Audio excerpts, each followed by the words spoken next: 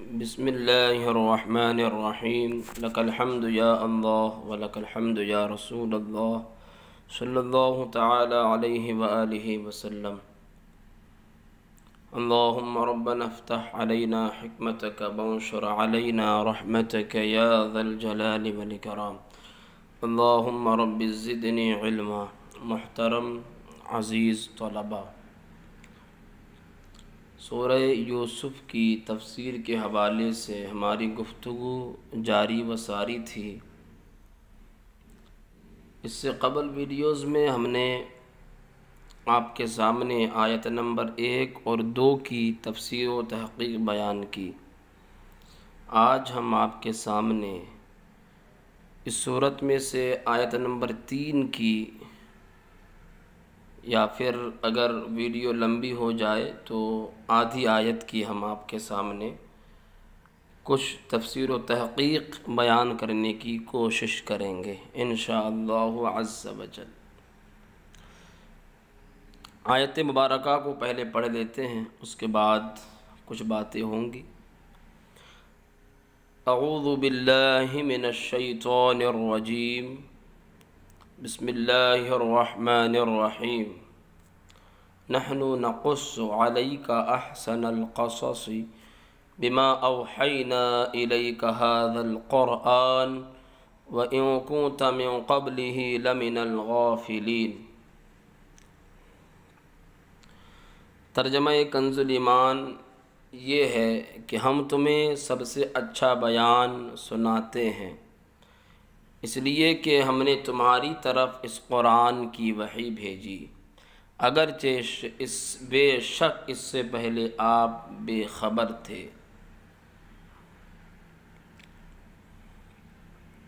اگرچہ بے شک اس سے پہلے تم بے خبر تھے۔ لفظی ترجمہ اس کا یہ ہوگا، نحن ہم، نقص سناتے ہیں، علیکا تجھ پر، احسن القصص سب سے اچھا قصہ، بما اوحینا الیک ھذا القرآن اس لیے کہ ہم نے تمہاری طرف، اس لیے کہ ہم نے وحی کی تمہاری طرف، ھذا القرآن اس قرآن کی، وَإِن كُنْتَ اگرچہ بے شک کنت تم تھے، من قبل ہی اس سے پہلے، لمن الغافلین بے خبروں میں سے، یعنی اگرچہ بے شک تم اس سے پہلے بے خبر تھے۔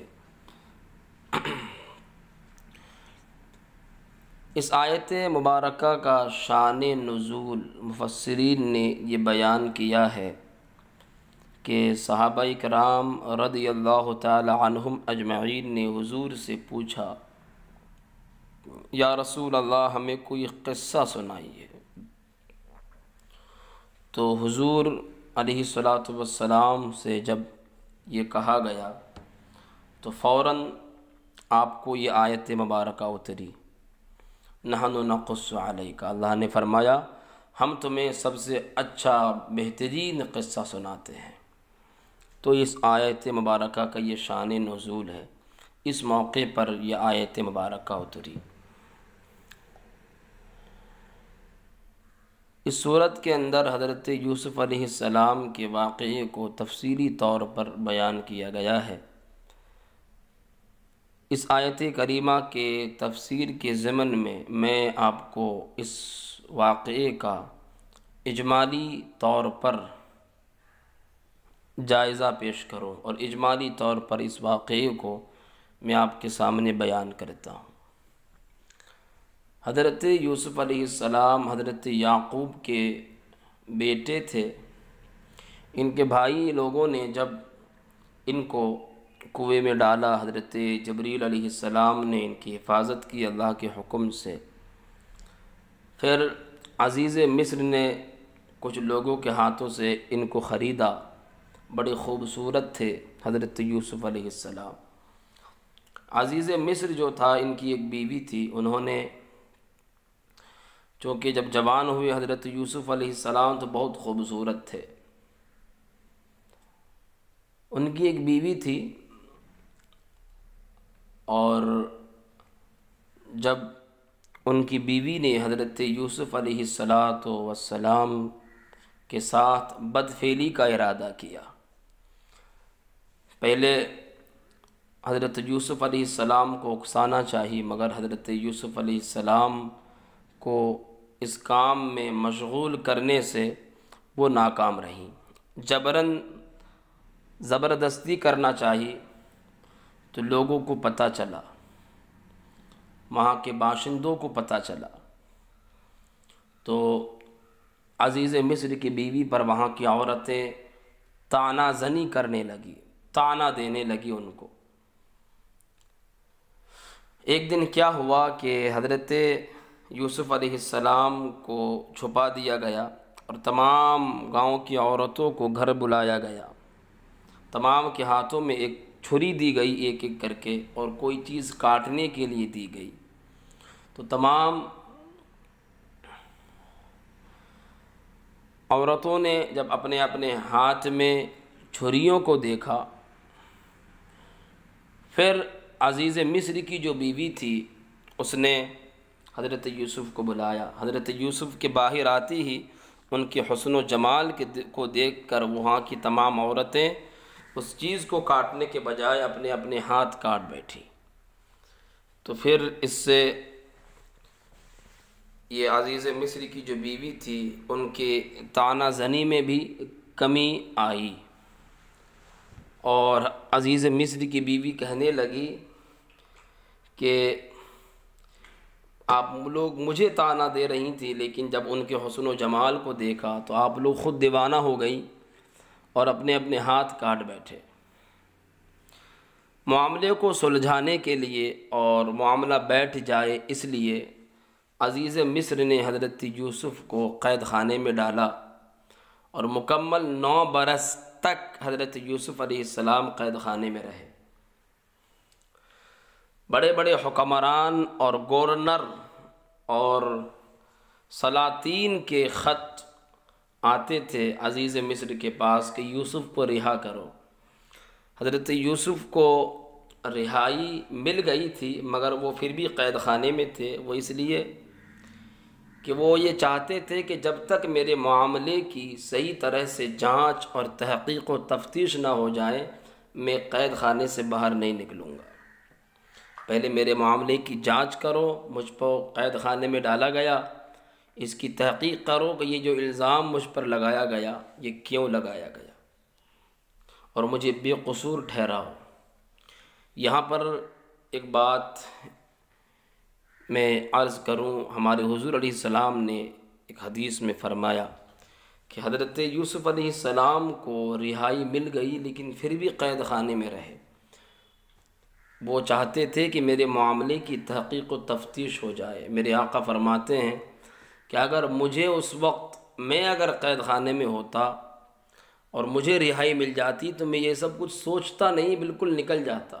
اور حضرت یوسف علیہ السلام کا کہ یہ صبر و تحمل ہے کہ وہ اس وقت بھی وہ یہی سوچتے رہے کہ میرے معاملے کی تحقیق و تفتیش کی جائے۔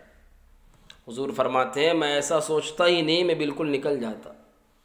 اب یہ جو حدیث ہے، اس حدیث کو علماء نے حضور کے تواضع پر محمول فرمایا ہے، حضور کے تواضع پر محمول فرمایا کہ یہ حضور کی تواضع ہے، ورنہ حضور علیہ السلام صبر میں کتنے بلند ہیں تو حدیث کی کتابیں بتاتی ہے، یہاں تک کہ حضور علیہ السلام صبر میں اولو العزم جو انبیاء ہے ان سے بھی بلند تر ہے۔ حضرت نوح علیہ السلام، حضرت عیسیٰ علیہ السلام، اولو العزم انبیاء 5 ہیں نا، حضرت موسیٰ، حضرت عیسیٰ، حضرت ابراہیم، حضرت نوح اور ہمارے نبی علیہ السلام۔ تو جو اولو العزم انبیاء ہیں ان سے بھی بلند تر ہے ہمارے حضور علیہ السلام صبر میں۔ لیکن یہاں پر جو یہ حدیث ہے یہ تواضع پر محمول ہے کہ حضور کی یہ عاجزی ہے، حضور کا یہ تواضع ہے، ورنہ حضرت یوسف علیہ السلام سے کہیں گنا بلند تر ہے حضور کا مقام صبر میں۔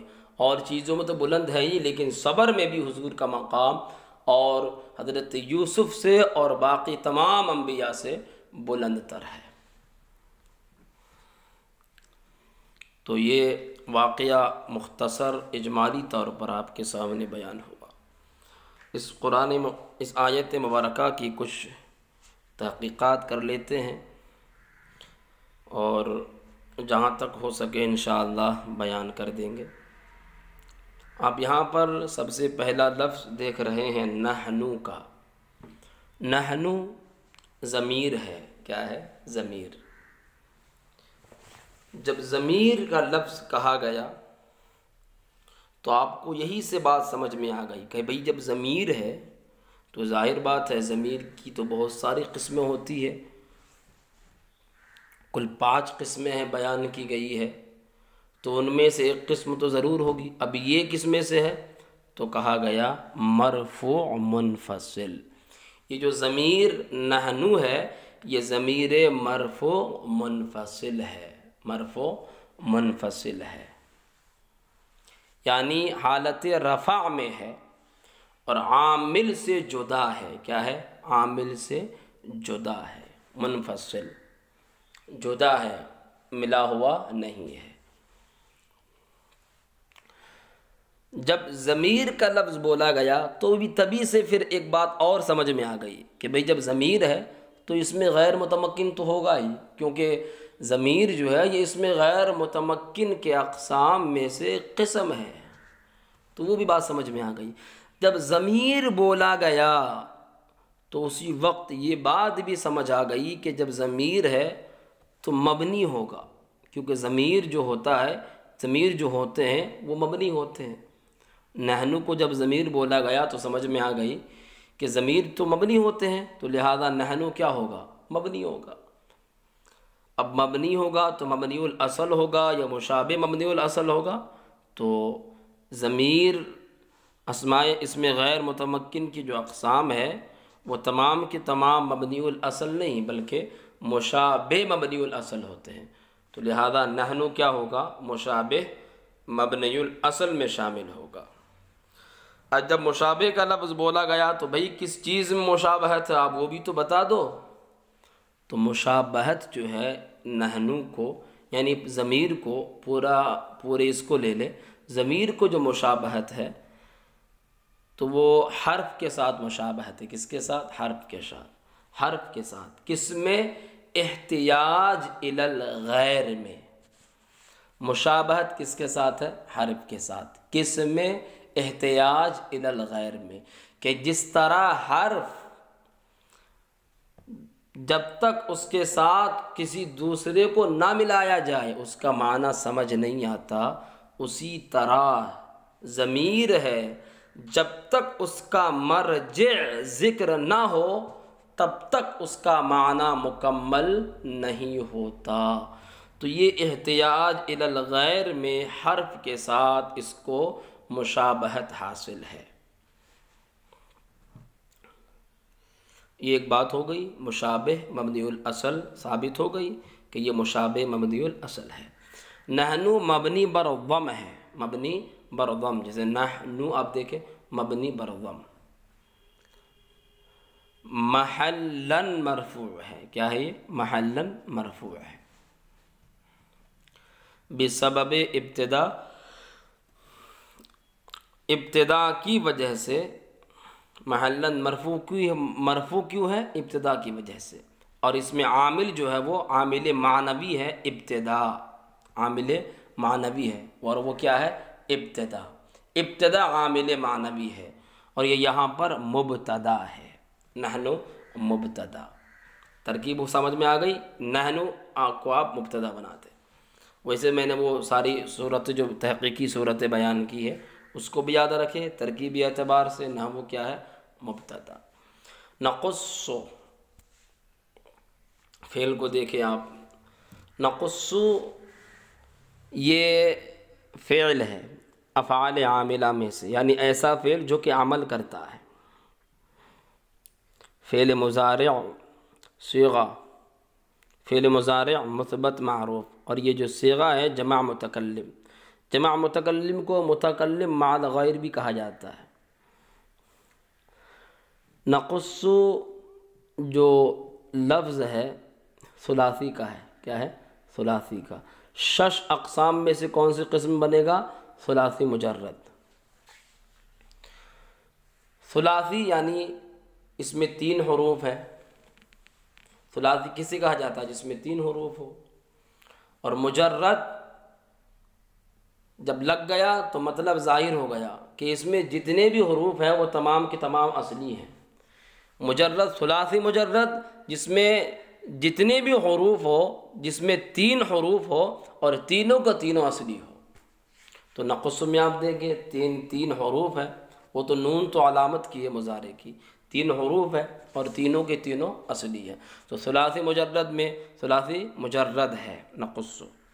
مضاعف ثلاثی بولا گیا، یہ نقص جو ہے مضاعف ثلاثی ہے۔ مضاعف جس کے حروف اصلیہ میں 2 حرف ایک جنس کے پائے جائیں، آپ نے پڑھا ہے، یہ مضاعف ثلاثی ہے۔ مضاعف کی 2 قسم ہوتی ہے، ثلاثی اور رباعی۔ مضاعف ثلاثی ہے۔ ثلاثی کیوں ہے؟ مضاعف کیوں ہے؟ تو اس میں نقص میں آپ دیکھیں 2 حرف ایک جنس کے ہے۔ نقص میں کیا اصل میں نقصصو تھا، دونوں میں ادغام کر دیا گیا، تو 2 حرف ایک جنس کے اس میں ہے، تو یہ مضاعف ہوا۔ ثلاثی کیوں ہوا؟ کیونکہ ثلاثی کہا جاتا ہے، مضاعف ثلاثی کہا جاتا ہے کہ اس کا عین اور لام کلمہ ایک جنس کا ہو۔ آپ دیکھیں عین کلمہ لام کلمہ ایک جنس کا ہے کہ اصل میں ہے نقصصو۔ عین کلمہ کون سا ہے؟ قاف نہیں، قاف تو فا کلمہ ہے، صاد عین لام کلمہ، عین لام کلمہ اس میں ایک جنس کا ہے، لہذا یہ مضاعف ثلاثی ہوا۔ نقصو کا جو مصدر آتا ہے وہ ہے قصصن۔ کیا ہے؟ قصصن۔ اس کی تفصیل بعد میں بھی کروں گا میں کہ اس میں ادغام کیوں نہیں ہوا۔ جہاں احسن القصص جب آئے گا یہ جو ہے اس میں بیان کیا جائے گا انشاءاللہ۔ اس کا معنی آتا ہے بیان کرنا، واضح کرنا۔ باب نصر ینصرو سے آتا ہے، نقص جو ہے قص یقص، نقص جمع متکلم کا صیغہ ہے۔ فعل مضارع کی وجوہ اعراب کے اعتبار سے آپ نے قسمیں پڑھی ہے 4، ان میں سے جو پہلی قسم ہے مجرد الضمائر بارزہ، نون اناث، نون تاکید، اس میں سے ہے۔ یہ پہلی قسم ہے کہ ضمائر بارزہ سے خالی ہے، نون اناث سے خالی ہے، نون تاکید سے خالی ہے۔ اب اس کا جو اعراب جو ہوتا ہے فعل مضارع کی پہلی قسم کا، تو حالت رفع میں ضمے کے ساتھ ہوتا ہے، حالت نصبی میں فتح کے ساتھ ہوتا ہے، حالت جزمی میں سکون کے ساتھ ہوتا ہے۔ تو یہاں یہ نقص کا جو اعراب ہوگا حالت رفع میں ضمے کے ساتھ، جیسے نقص ہم پڑھ رہے ہیں ابھی، حالت نصبی میں فتح کے ساتھ جیسے لن نقص، اور حالت جزمی میں سکون کے ساتھ جیسے لم نقص، لم نقص۔ اب یہاں پر یہ جو صیغہ ہے، چونکہ یہ مضاعف کا صیغہ ہے، ادغام ہوا ہے اس میں، تو جب اس صیغے میں ادغام ہوا ہے تو یہاں پر ایک قاعدہ اور بیان ہوا ہے۔ وہ قاعدہ کیا ہے؟ وہ قاعدہ یہ ہے، آپ نے پڑھا بھی ہوگا کہ مضاعف میں ایک قاعدہ بیان کیا گیا ہے، مضاعف کے بیان میں، کہ جب کوئی لفظ مضاعف کا ہو، ادغام ہو جائے، تو ادغام کے بعد اگر کوئی حرف جازم یا امر کا وقف اس صیغے پر آ جاتا ہے، اس صیغے پر آ جاتا ہے، امر کا وقف آ جائے، تو امر کے وقف کی وجہ سے اس صیغہ کا جو لام کلمہ ہے وہ سکون ہو جائے، وہ ساکن ہو جائے، یا حرف جازم آ جائے تو اس کی وجہ سے اس صیغے میں جزم آ جائے، تو یہ جو معاملہ ہے، تو جب ادغام کے بعد کسی لفظ میں ادغام کے بعد کوئی حرف جازم آ جائے یا امر کی وجہ سے وہ صیغہ مجزوم ہو جائے، تو اس میں پھر کیا ہوتا ہے؟ چند طریقوں سے پڑھنا جائز ہوتا ہے۔ اب مثلا یہاں پر آپ دیکھیں نقصو ہے، ہم نے اس پر لم داخل کیا تو لم نقص یہ ہوا۔ اب اس میں صورتیں بیان کی ہے کہ جب ایسی صورت آ جائے کسی ادغام والے لفظ پر حرف جازم آ جائے تو اس میں 3 طریقے سے پڑھنا جائز ہوتا ہے، یا تو آپ یہ ہے فتح پڑھو، یا تو پھر آپ کسرہ پڑھو، یا پھر آپ ادغام ہی کو ختم کر دو۔ یہ 3 صورتیں۔ لیکن ایک صورت اور بیان کی ہے کہ اگر اس کا جو مضارع ہے، اگر مضارع میں عین کلمہ مضموم ہو، یعنی آپ یوں کہہ لیں اختصاراً کہ باب نصر ینصرو سے آ جائے یا باب کرما یکرمو سے آ جائے، تو یہاں پر اب چوتھی صورت بھی جائز ہو جاتی ہے، اور وہ ہے ضمہ پڑھنا، کہ آپ اس کو لام کلمے کو ضمہ پڑھ دو اور آپ پڑھو لم نقصو، لم نقصا، لم نقص، لم نقصص۔ یہ چاروں صورتیں جو ہیں حالت جزمی میں پڑھنا جائز ہوتا ہے۔ یہ بات میں سمجھتا ہوں کہ آپ کو سمجھ میں آ گئی ہوگی۔ یہ قاعدہ صرفی کتابوں میں بیان کیا گیا ہے کہ جب ادغام کے بعد کسی لفظ پر حرف جازم یا امر کا وقف آ جائے تو لام کلمے پر، تو وہاں پر چند طریقوں سے اس صیغے کو پڑھنا جائز ہوتا ہے۔ اگر وہ جبکہ مضارع جو ہے وہ اس لفظ کا جو مضارع ہے اور عین کلمہ جو ہے وہ مضموم نہ ہو، اگر مضموم ہو تو اس میں چوتھی صورت بھی جائز ہو جاتی ہے، یعنی ضمہ پڑھنا۔ جیسے کہ آپ یوں لے لیں نقصو، تو نقص یقص، اس میں چاروں صورتیں جائز ہوگی کیونکہ یہ باب نصر ینصرو سے ہے، اور مضارع میں اس کا جو عین کلمہ ہے وہ مضموم ہے۔ نقصو اصل میں کیا تھا؟ نقصو سو، تو جو پہلا صاد ہے وہ عین کلمہ ہے، وہ مضموم ہے، تو اس میں چوتھی صورت بھی جائز ہوگی۔ اب یہاں پر یہ بھی کہا گیا ہے کہ نقصو جو ہے اگر دیکھا جائے صرفی حضرات کے نزدیک اور نحوی حضرات کے نزدیک، تو ہم تو یہی کہہ دیتے ہیں کہ جو کہ ہم نے اس کو مضاعف بھی کہہ دیا ہے، اب مضاعف کہا ہے یہ صرفیوں کے اعتبار سے، تو صرفیوں کے اعتبار سے یہ صیغہ غیر صحیح ہے۔ کیا ہے؟ غیر صحیح۔ لیکن نحوی حضرات چونکہ صحیح کی تعریف کچھ الگ کرتے ہیں کہ جس کے آخر میں حرف علت نہ ہو، لہذا جس کے آخر میں حرف علت نہ ہو وہ کیا ہوگا؟ صحیح ہوگا، اور جس کے آخر میں حرف علت ہو جائے وہ نحویوں کے نزدیک صحیح نہیں ہوگا۔ تو نقصو جو ہے یہ نحویوں کے نزدیک صحیح ہے کیونکہ اس کے آخر میں حرف علت نہیں ہے۔ ایک بات یہاں پر ہو گئی۔ اب یہاں پر جو نقصو ہے تو یہ بھی آپ سن لیں، یہ حالت رفع میں ہے۔ کیوں؟ کیونکہ عوامل لفظی سے یہ بھی خالی ہے، نہ اس پر کوئی حرف ناصب داخل ہے، نہ اس پر کوئی حرف جازم داخل ہے۔ حروف اصلی قاف، صاد ہے۔ تو یہ نقصو کے تعلق سے کچھ معلومات فراہم کی۔ اس میں تو نقصو تو فعل ہو گیا، پورا خلاصہ بحث۔ اس میں جو نحنو ضمیر ہے وہ ہم پوشیدہ نکالیں گے۔ نقصو نحنو ضمیر اس میں پوشیدہ نکلے گا، وہ اس کا فاعل بنے گا، نقصو کا کیا ہوگا؟ فاعل ہوگا۔ اب یہاں پر جو نقصو میں ضمیر نکالیں گے تو یہ جو ضمیر نکالیں گے، ضمیر کا پوشیدہ ماننا یہاں پر ضروری ہے، واجب ہے۔ ضمیر کا پوشیدہ ماننا واجب ہے، کوئی جائز نہیں ہے۔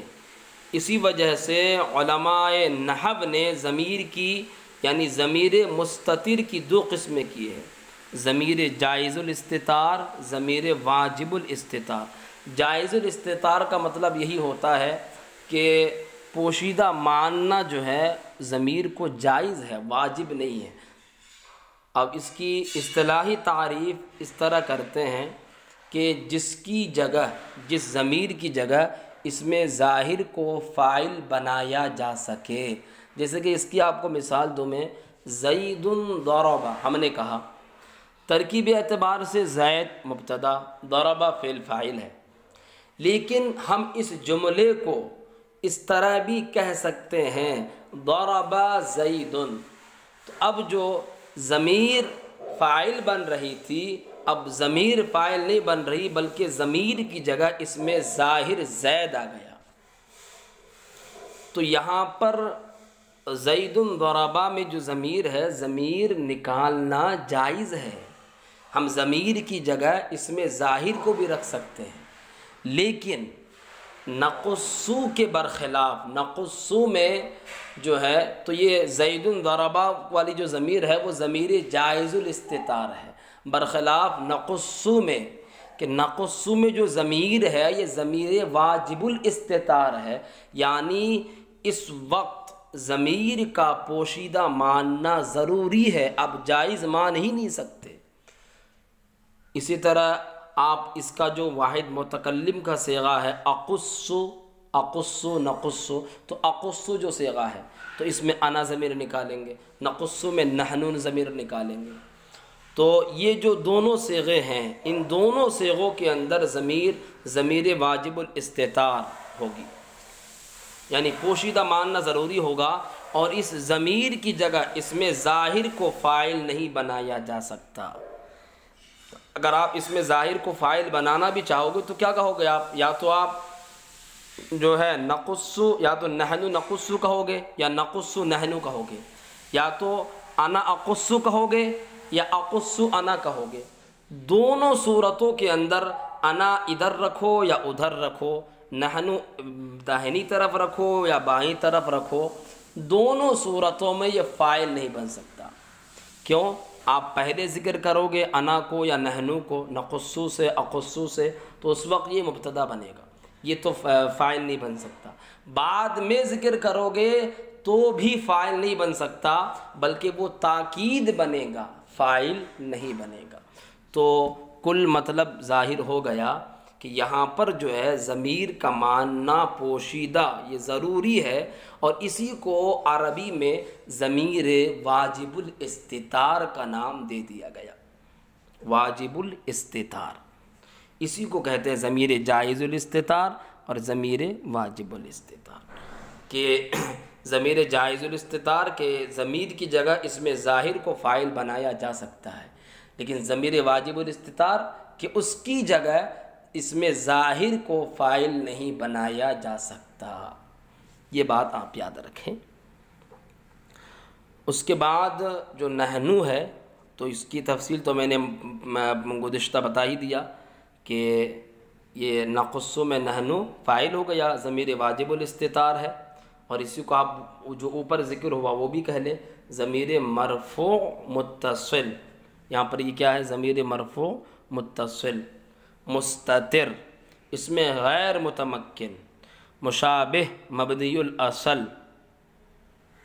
مبنی برضم محلاً مرفوع بسبب فاعلیت فاعل، یہ میں نے پہلے ہی بیان کر دیا ہے جب نحن و مبتدا کی تفصیل میں نے بیان کی، تو خالی فرق اس میں نقص میں یہ رہے گا، نقص میں جو نحن ضمیر نکلے گی اس میں خالی فرق اتنا رہے گا کہ یہ محلاً مرفوع ہے فاعلیت کی وجہ سے، کیونکہ فاعل بن رہا ہے اور یہ یہاں پر فاعل ہے۔ نحنو مبنی برضم، یہ تمام باتیں وہی رہیں گی کہ جو ماقبل نحنو میں نے آپ کے سامنے بیان کیا۔ اب اس کے بعد آ جاتے ہیں علیکہ کی طرف، تو نقص فعل ہو گیا، اس میں نحنو ضمیر فاعل ہے، علیکہ علی حرف جر ہے۔ اب حرف جر یہ حروف عاملہ میں سے ہوتا ہے، مبنی ہے، اور یہ اصل مبنی ہے، مبنیات اصل میں سے ہے۔ نہ علی حرف جر، علی جو ہے علی حرف جر یہ سکون پر مبنی ہے، کس پر؟ سکون پر، جزم پر مبنی ہے۔ اس کے بعد آ جائیے کاف ضمیر جو ہے، کاف ضمیر ہے یہ ضمیر مجرور متصل ہے، کاف ضمیر، آپ یہاں پر بھی وہی دیکھیں، کاف ضمیر جب کہا گیا تو ضمیر کی 5 قسموں میں سے کوئی ایک تو ہوگا، یہ ظاہر بات ہے، تو مجرور متصل جو ضمیر کی 5ویں قسم ہے وہ آ گئی۔ اب مجرور کہا کیونکہ حالت جر میں ہے، متصل کہا کیونکہ عامل کے ساتھ ملی ہوئی ہے، علی جو حرف جر جو عامل ہے اس کے ساتھ ملی ہوئی ہے، تو اس لیے ضمیر مجرور متصل کہا۔ اس میں منفصل کا پہلو ہوتا نہیں ہے، کیونکہ جب یہ جو حروف جر ہے اگر یہ جدا ہو جائے عامل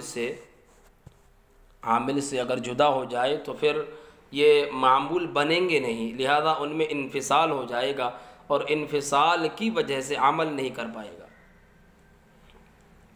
کیونکہ حروف جر جو ہوتے ہیں یہ چونکہ مجرور کرتے ہیں، تو لہذا جب ان میں انفصال ہوگا تو پھر عمل نہیں کر پائے گا، اس وجہ سے ان میں انفصال کا پہلو نہیں ہوتا، اتصال ہی کا پہلو ہوتا ہے، اور ضمیر مجرور منفصل نہیں ہوتا، متصل ہی ہوتا ہے۔ تو پھر وہی باتیں آ جائیں گی آپ کے سامنے، جب ضمیر ہوگی تو اس میں غیر متمکن ہوگا، اس میں متمکن نہیں ہو سکتا۔ جب ضمیر ہوگی، جب کاف جو ہے وہ ضمیر ہے تو مشابہ مبنی الاصل بھی ہے، اب وہ میں نے بتا دیا کہ کس میں مشابہت ہے، اور جو ہے کس چیز میں مشابہت ہے، کس کے ساتھ مشابہت ہے، وہ میں نے نحنو کے ضمن میں آپ کو وہ بتا دی کہ ضمیر کو حرف کے ساتھ احتیاج الی الغیر میں مشابہت حاصل ہے۔ اب جو کاف ضمیر ہے یہاں پر یہ مبنی بر فتح ہے، محلاً مجرور ہے، محلاً علی کا آپ کو لفظاً جو ہے اس پر کاف پر کیا دکھ رہا ہے، زبر دکھ رہا ہے، لیکن یہ محلاً جو ہے محلی اعتبار سے مجرور ہے، کیونکہ علی حرف جر داخل ہے، بسبب حرف جر کے داخل ہونے کی وجہ سے۔ تو یہ بحث ہو گئی۔ اب یہ اعلیٰ حرف جر اور کاف مجرور، یہ حرف جر اور مجرور سے مل کر کے ظرف لغو اول ہے نقصو کا، لیکن اس کو ظرف لغو اول بنانے سے پہلے اس میں کیا کرتے ہیں کہ اعلیٰ کو حرف جر بناتے ہیں اور کاف کو ذوالحال بناتے ہیں۔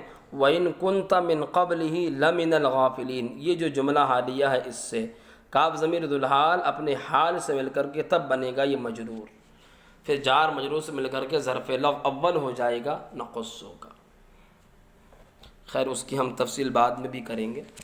اس کے بعد آ جاتا ہے احسن القصص، احسن القصص، احسن القصص یہ ترکیب اضافی ہے، احسنہ مضاف ہے اور القصص یہ مضاف ہے۔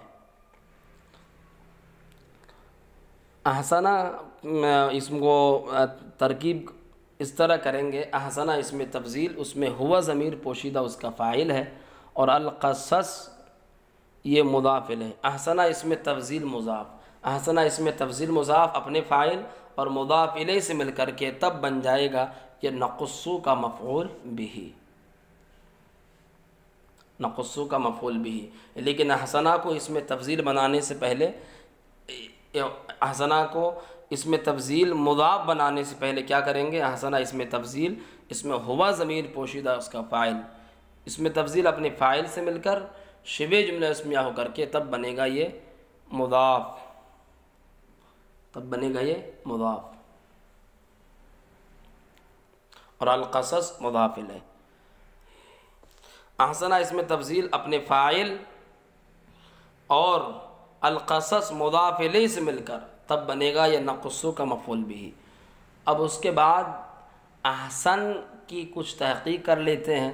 یہ جو لفظ احسن ہے یہ اس میں متمکن ہے، غیر متمکن نہیں ہے، اس میں تفضیل ہے، اور یہ غیر منصرف ہے۔ کیا ہے؟ غیر منصرف، اس کو پڑھا جاتا ہے غیر منصرف دو سببوں کی وجہ سے اس کو پڑھا جاتا ہے، ایک تو وصف ہے اور ایک وزن فعل، وصف اور وزن فعل۔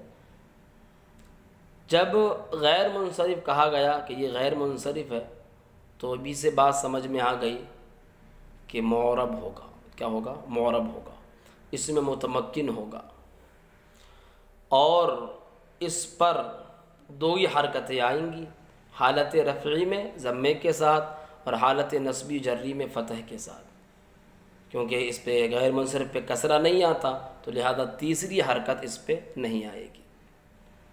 و کسرہ و تنوین نہایت، کسرہ اور تنوین نہیں آئیں گے مگر کیا؟ بدخول الف لام یا اضافت وزن شعر، مگر جب الف لام داخل ہو جائے یا اضافت ہو جائے یا وزن شعر ہو جائے تو اس وقت الف لام بھی داخل ہو سکتا ہے، اس وقت جو ہے کسرہ بھی آ سکتا ہے، تنوین بھی آ سکتی ہے۔ تو یہ احسنہ جو ہے یہ غیر منصرف ہوا، معرب ہوا، اس میں متمکن، اس میں تفضیل، ثلاثی مجرد ہے۔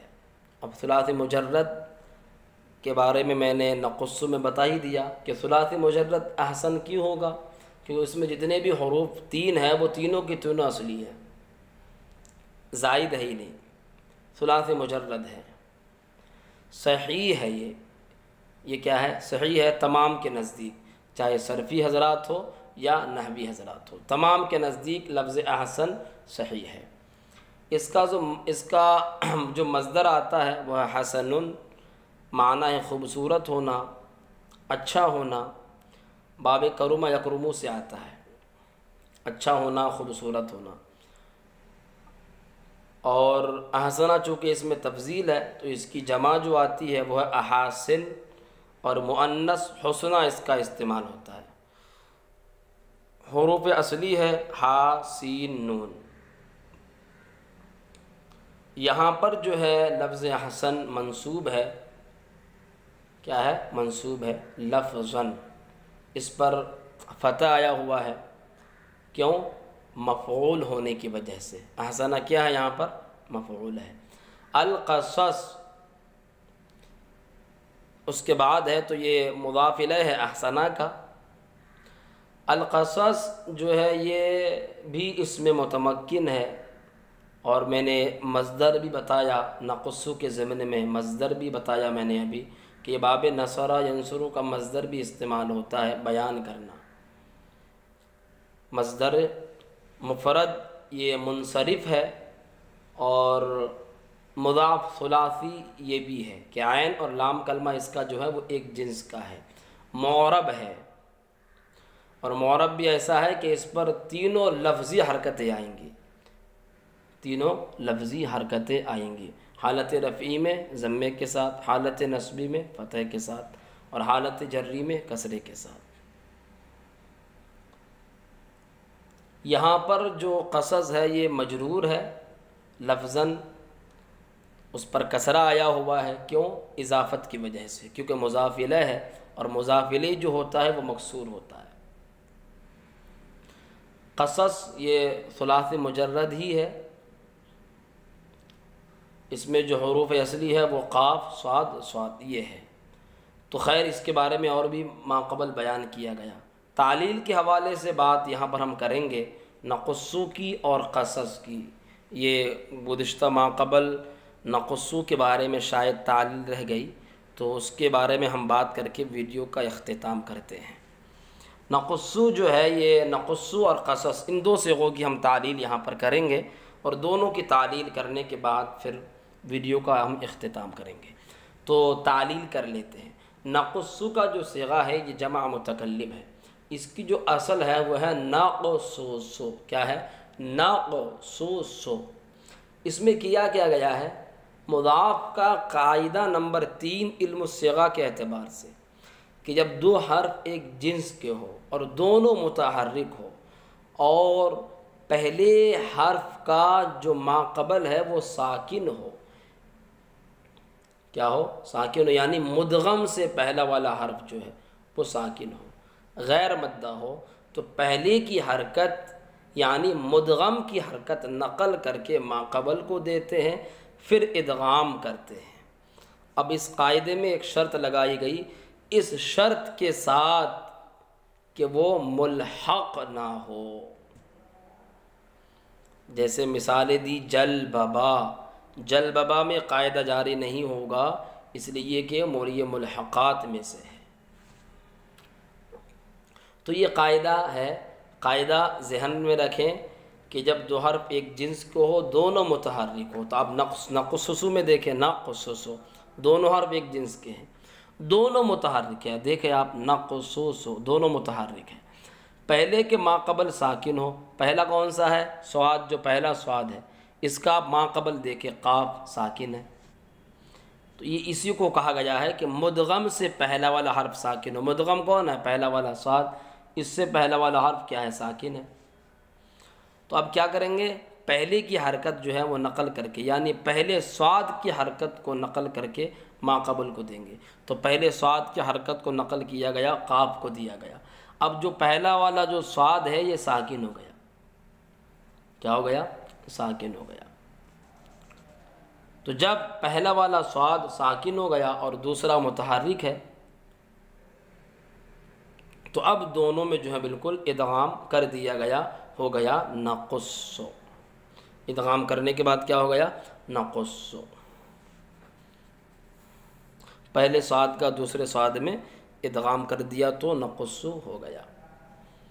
یہ یہاں پر ادغام مضاف کا قاعدہ نمبر 3 کے تحت ہوا ہے، جو کہ علم الصیغہ میں ہے۔